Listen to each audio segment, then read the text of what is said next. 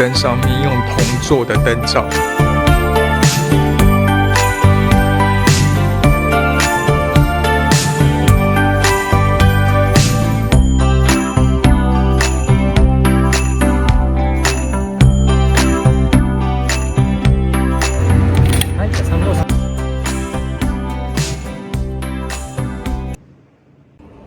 早安，现在是早上6点45分。今天要去一个地方，要不断的转车。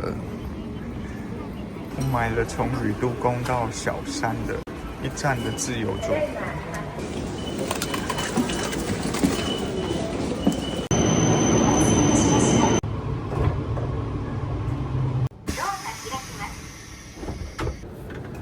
抵达小山站了，现在要换乘2毛线前往桐生站。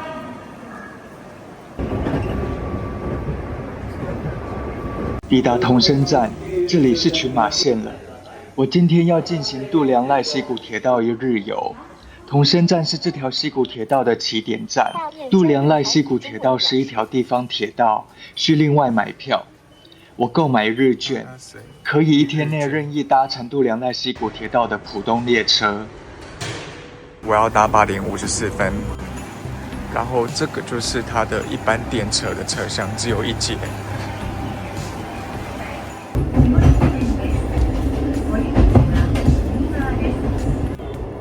先搭普通列车到大间间站，晚点要搭另一种观光列车 Toroku 度良濑溪谷铁道列车。它只行驶于大间间站至竹尾站之间，除了普通列车的基本车票，还需在大间间站另外购买观光列车座位整理券。整理券是固定金额，大人520日元。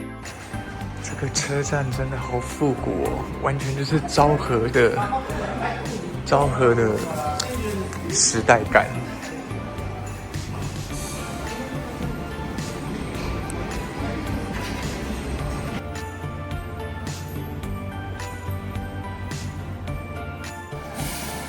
我对这种乡间古早味小车站很是着迷。风和日丽，心旷神怡。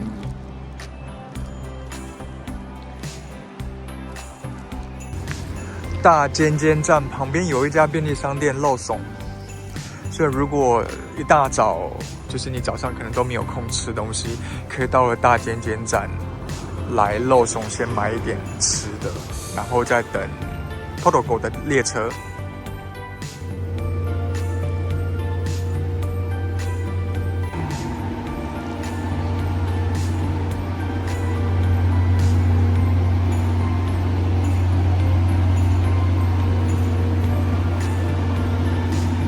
这一列应该是待会要搭的 Toroku 溪谷号列车，司机员已经在做行前检查了。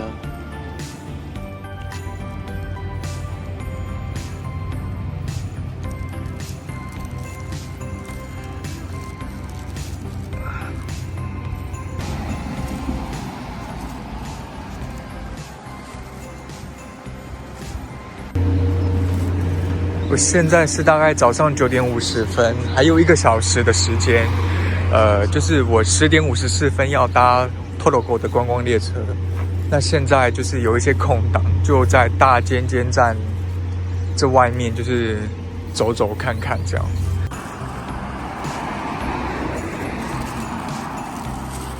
这边有一个神社，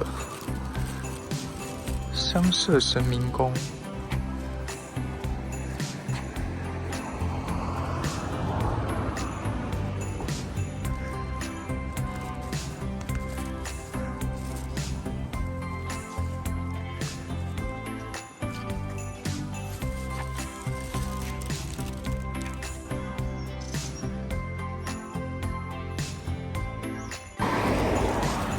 我再继续往前走，有看到前面好像是个红色的拱桥。今天的天气真的好舒服。高津户桥。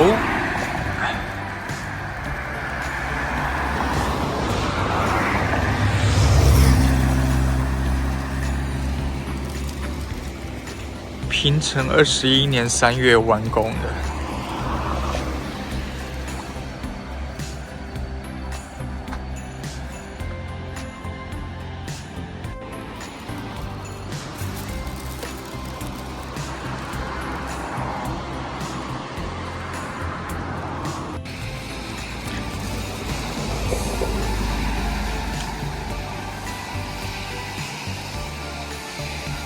如果你跟我一样，就是有人群恐惧症，不喜欢去那种很热闹的景点，喜欢这种人烟稀少的乡下的话，我还真的蛮推荐来一趟瓦达拉塞溪谷铁道。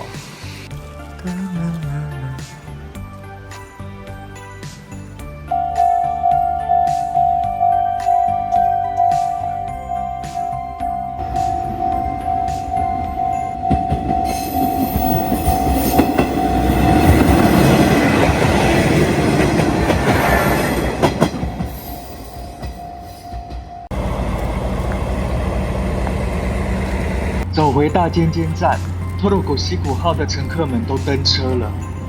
我赶快小跑步至月台，月台上有个专属报到的小柜台，出示一日车券及托洛狗溪谷号整理券。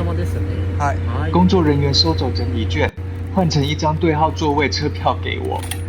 我很喜欢这种复古且具仪式感的票务流程。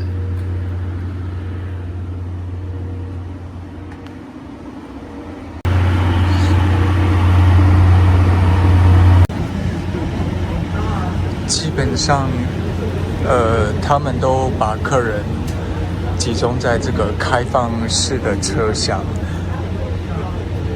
不过，我觉得要多穿一点衣服，因为坐在里面其实风吹来还蛮凉冷的。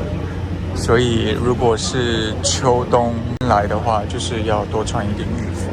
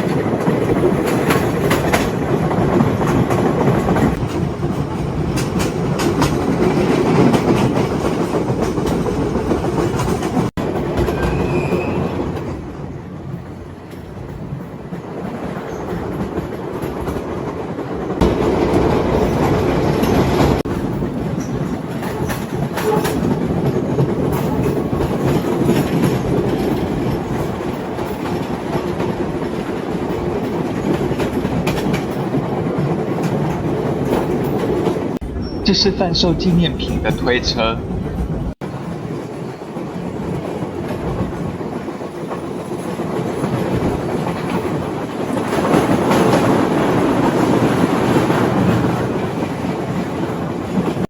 这是贩售饮料及轻食的推车。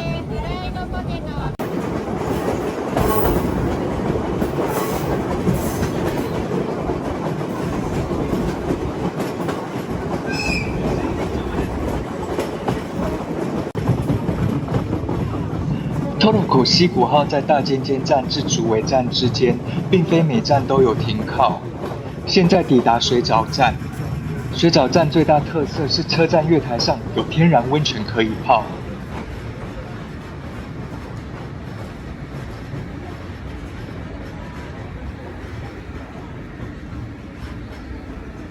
现在看到月台上的水沼之汤，是经过翻修后，于2025年4月重新开业的复合式温泉休憩会馆。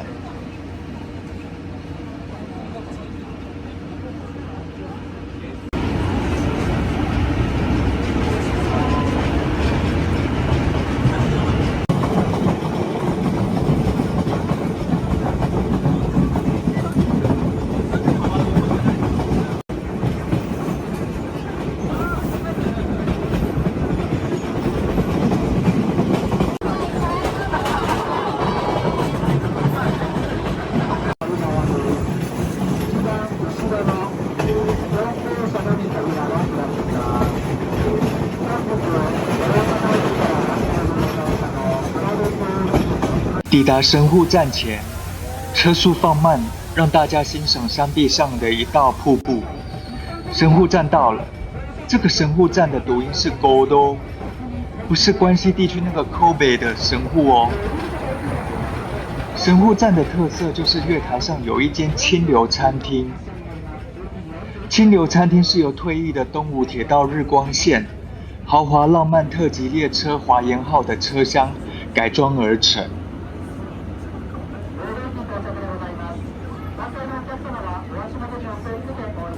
列车停靠时，会有当地居民叫卖贩售便当。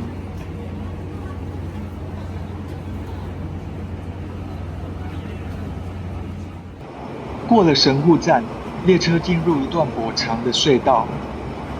此时，车厢天花板开启闪亮灯饰。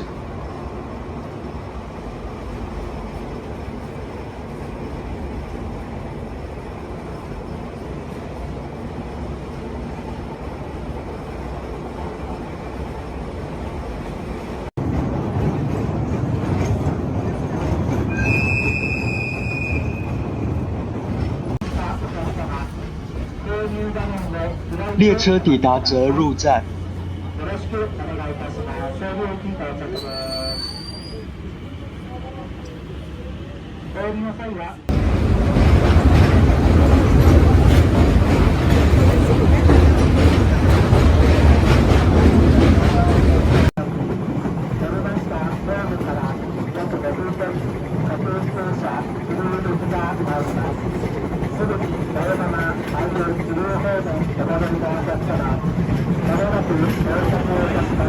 接近通洞站时，车速放慢。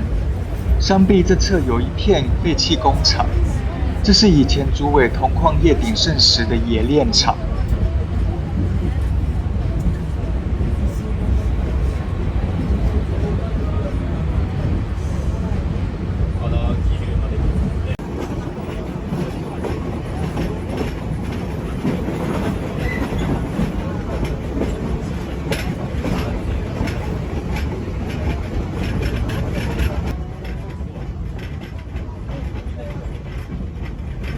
列车即将抵达通洞站，大多数旅客在此站下车，因为大家都要去这里最具代表性的景点——竹尾铜山。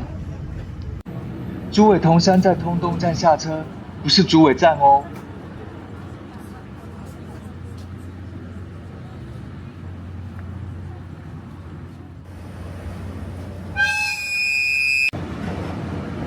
托洛口度良濑溪谷铁道列车。我就搭到这里了。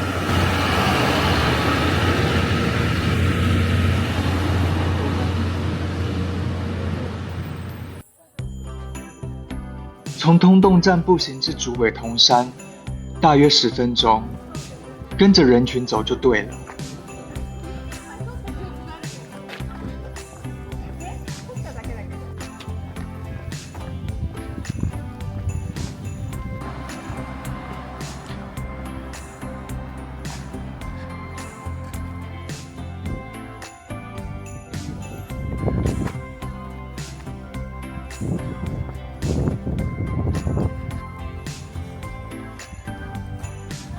竹尾铜山。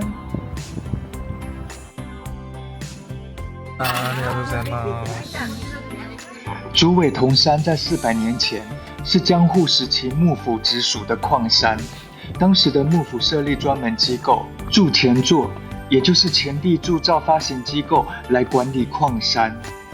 当时通用的1文钱币宽永通宝，即是由竹尾的铜所铸造。在竹尾铸造的宽永通宝背面都刻有竹字，又称竹字钱。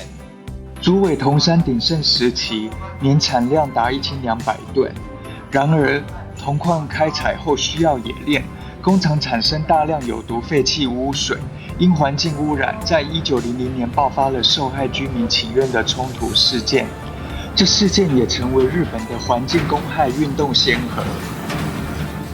随着产量减少、发现新矿源等因素，逐渐没落，进而封山。竹尾铜山目前转型成为具教育意义的观光景点。坐上轨道车，我们即将进入矿坑。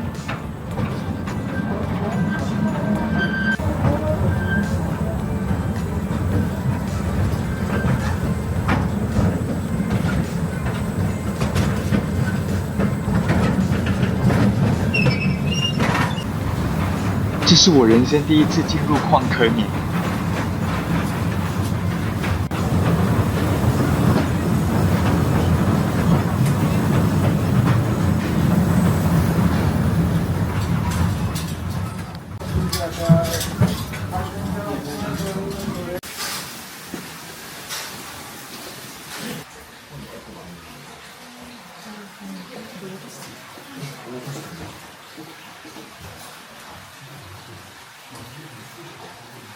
矿坑内的动线规划很清楚。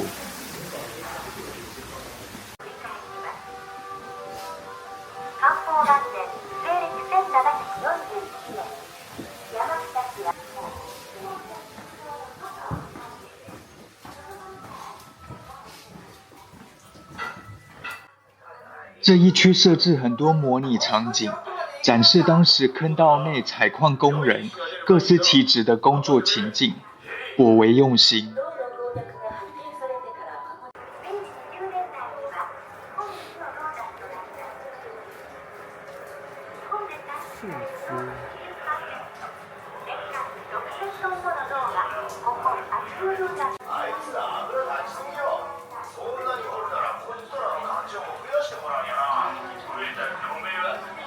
水屁人精。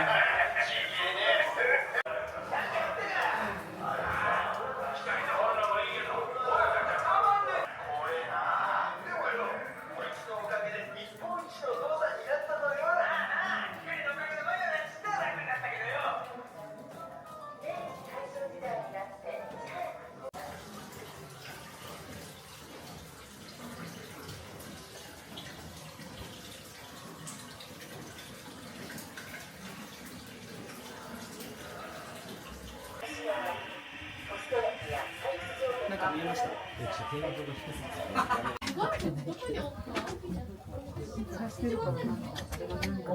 ねえ、海運堂って書いてあった。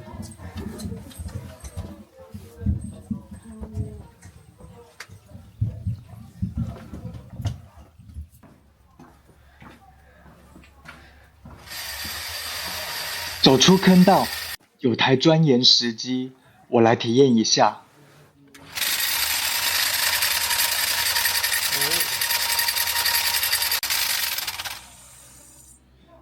还有凿岩壁所使用的炸药爆破体验。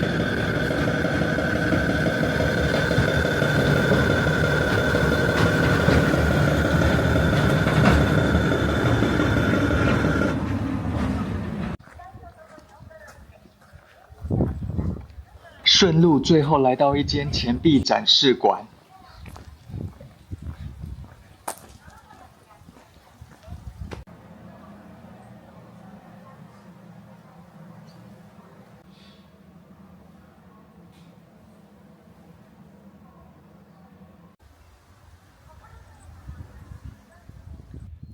觉得它的路灯好好看啊，那个路灯上面用铜做的灯罩，很好看。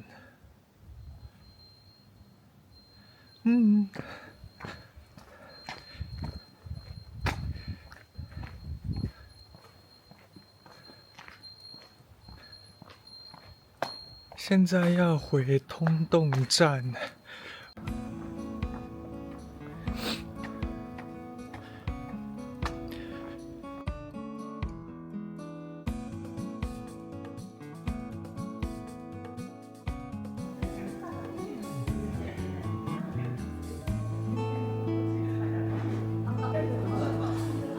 回程的 Todogo 要等到2:02。我现在是1:21，所以我就搭1:33的一班天车到五岛。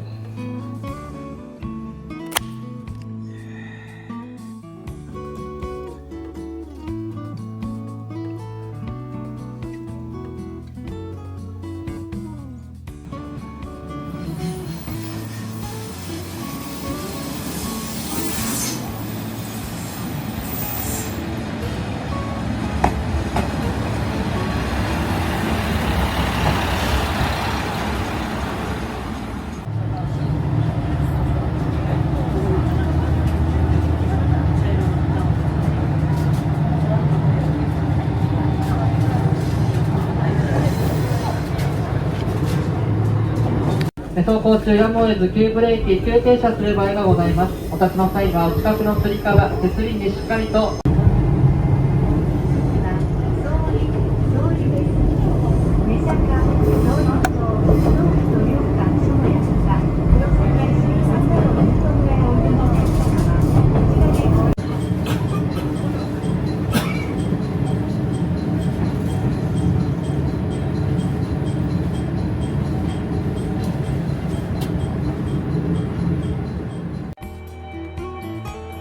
抵达神户站，我赶紧冲到铁道天桥上，欣赏双向列车交汇。在铁道天桥上俯瞰列车加美景，是来度良濑溪谷铁道必做的事情。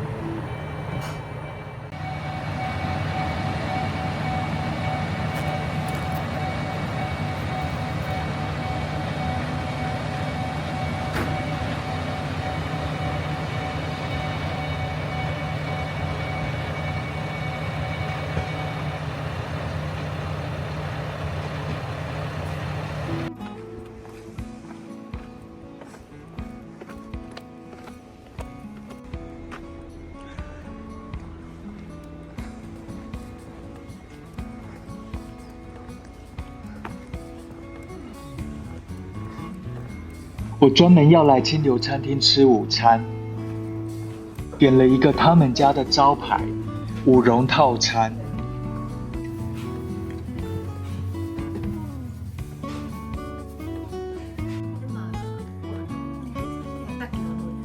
五蓉套餐就是香菇套餐。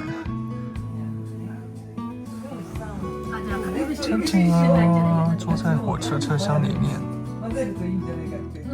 清流餐厅，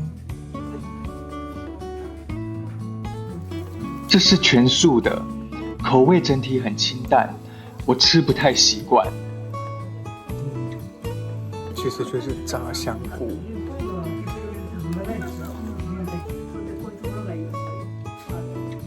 炸的蛮好吃的。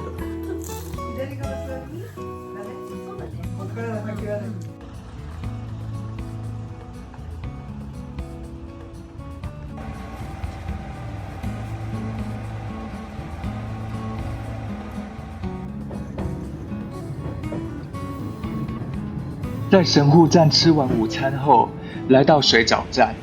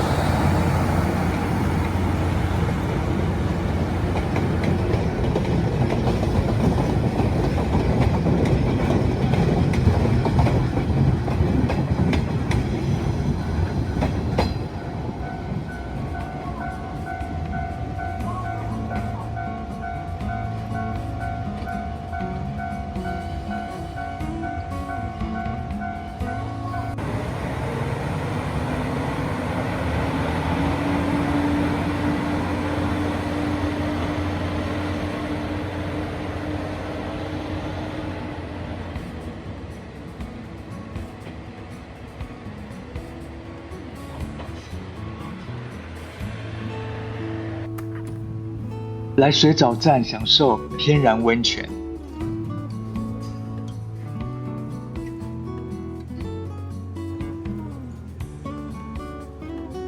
到温泉馆柜台，他们会给你一个感应手环，都先不用付钱。嗨，进到馆内消费时，都用这个感应手环记录。整体硬体环境、动线流程都让人很舒服。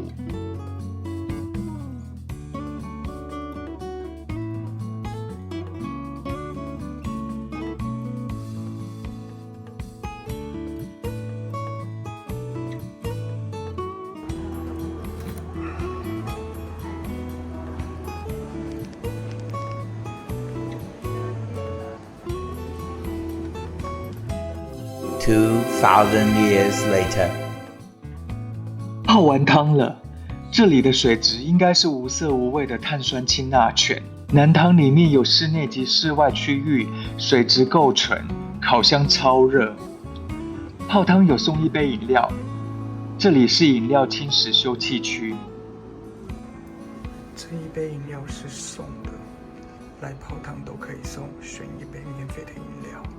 整个空间的规划非常舒服。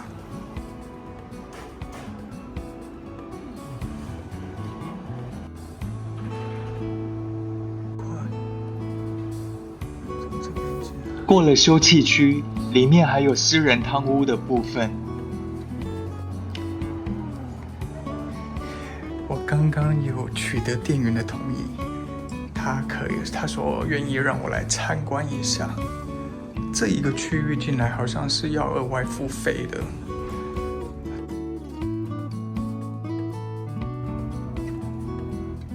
它就比较像是一个更高级的一个 private lounge 的一个空间。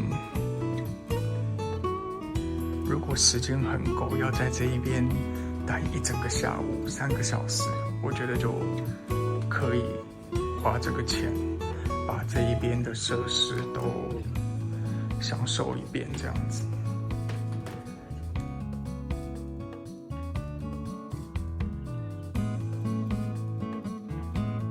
然后里面这一间就是代切风旅，就像是预约的汤屋的概念。结束温泉馆的消费，用感应手环在机器付费。193点。お金を入れてください。お金を入れてください。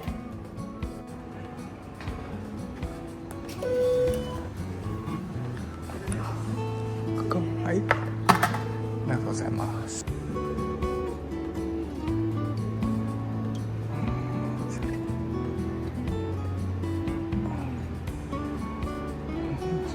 相对于温泉馆的另一侧，是一间名为里山本镇的餐厅。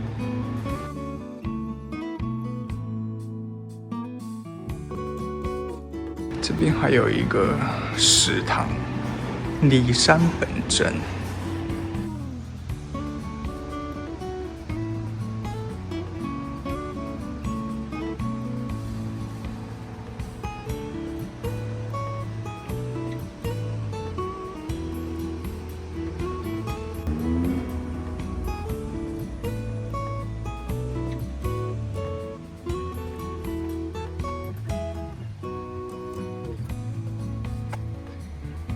我想去看一下旁边的拱桥，连铁轨都有人行道的规划，这个超强的。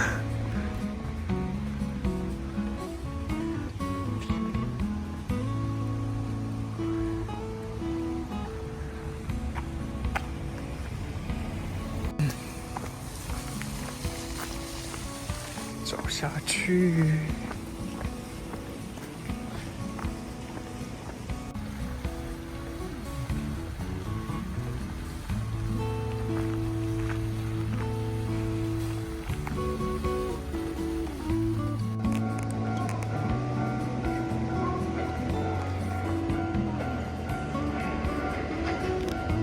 照惯例，站在天桥上欣赏一下列车交汇。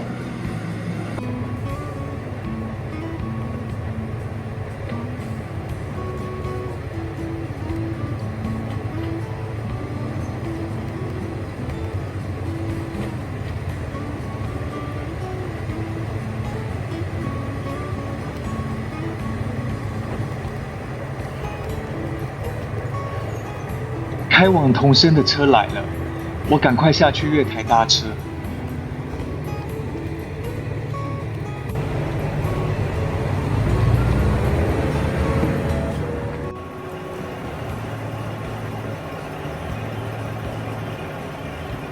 今天完成了度良赖溪谷铁道列车的旅行，回到了桐生车站，出来桐生车站晃一晃，但是它晚上好冷清哦，就人非常少。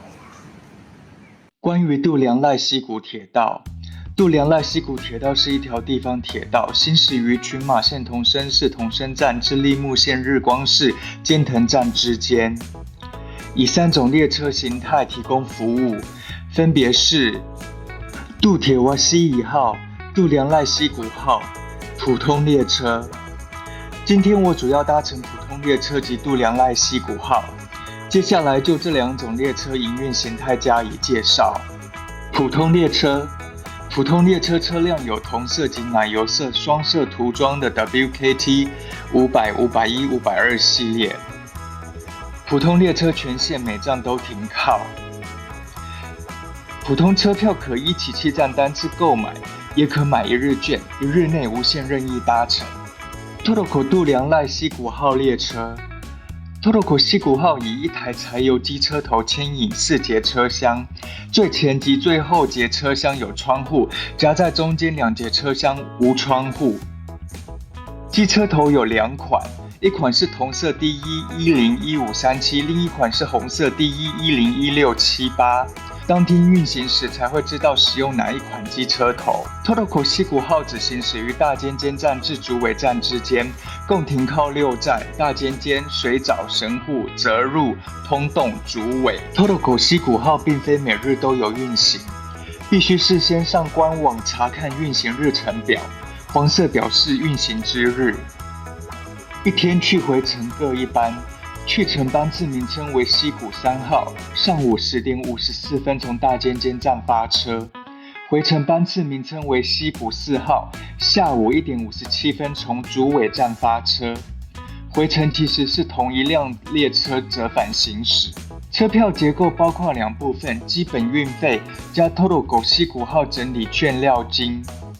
基本运费可以是单次购买的普通车票，也可以是1日券。